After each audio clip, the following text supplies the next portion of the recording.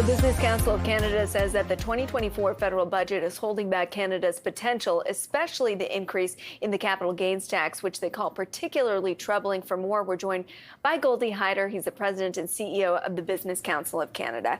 So, what are you hearing from your constituents? Well, forget my constituents. What are we hearing from the former finance minister of the Liberal government? I mean, he's been very clear that he fought tooth and nail to prevent this from happening during his time there. And so quite clearly, the current finance minister was unable to do that.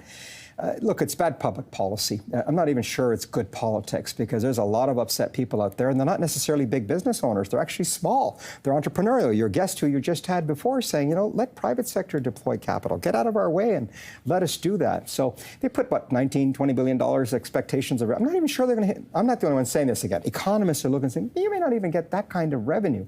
So what were you trying to achieve? And was this the best way of doing it? And, you know, your other guests are saying the same thing. Why don't we talk about how to grow the economy? Why must it be tax and spend, or someone said to me yesterday, spend and then figure out how to tax the spending? It doesn't make sense. Is this an overreaction by people who have a lot of money and are worried about giving a little bit of it away? I spoke with Andrew Scheer, and I don't think we've had definitive comments from Pierre Poilievre as well on whether or not they would repeal this. You know, so there's been no definitive comments on this. Yeah. So let's just accept that we're probably going to have to live with this. I don't think the people who are making that fight, particularly led by the Canadian Venture Capital Association and others, you know, Jim Balsoli's organization, the Canadian Innovators and so forth, I've read that they're going to fight tooth and nail to have this thing reversed. And they can count on our support because this is really the entrepreneurial spirit of Canada. The soul of the entrepreneurial spirit is at stake here. These are businesses and business owners, many cases, you know, who are starting up with something and saying, I'm going to try something. I probably won't even draw a salary while I'm trying it out. I'm going to grow it. I'm going to build it out. I'm going to employ Canadians. I'm going to take some risks. And yeah, one day I want to pay off on that. I was prepared to pay 50% of that. Now it's 66% once the things kicks in. It's a disincentive. You know, our large businesses are going to continue to do what they do. They're proud of being Canadian businesses, but it concerns us that part of our supply chain, whom we look to for innovation and, you know, productivity growth, governments are not situated to do that well, and we're going to put billions of dollars to let government try and do more of that as opposed to Canadian businesses. There is an exemption for small businesses. What about that? Yeah, well, you should call in Dan Kelly of the Canadian Federation of Independent Business, who will tell you that even there, from what I understand, it's like they cherry-picked a bunch of different things. And this business owner will get one kind of a break, and another business owner operating another kind of a business will get another.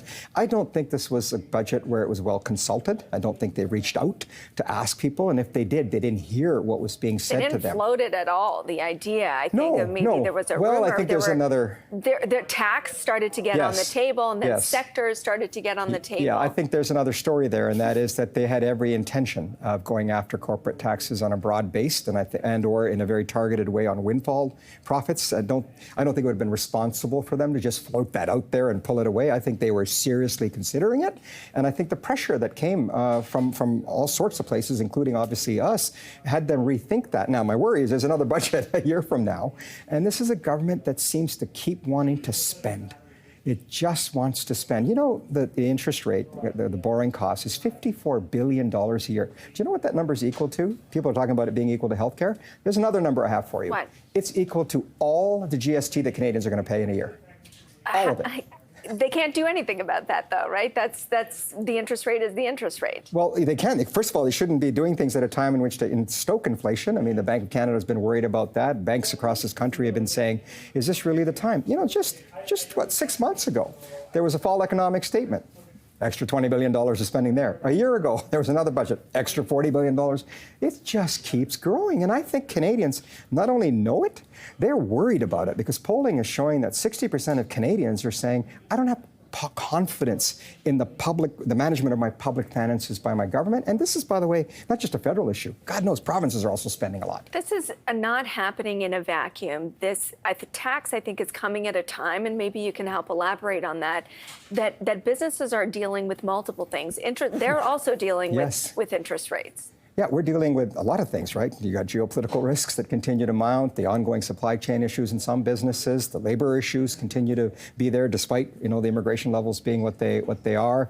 We've got cybersecurity risks that are out there. These things are all there, and now you've got this punitive approach to taxation. The thing that's missing here is a genuine partnership. The country functioned well. Red governments, blue governments came in well, but there was a genuine partnership. So this feels like a break. This feels like a different budget. Look, I've said it before. I think the relationship with the government when it comes to economic management and fiscal management is fragile at best and broken at worst. And if we continue down this path, I think we're going to lean more towards the broken part because you're not hearing us.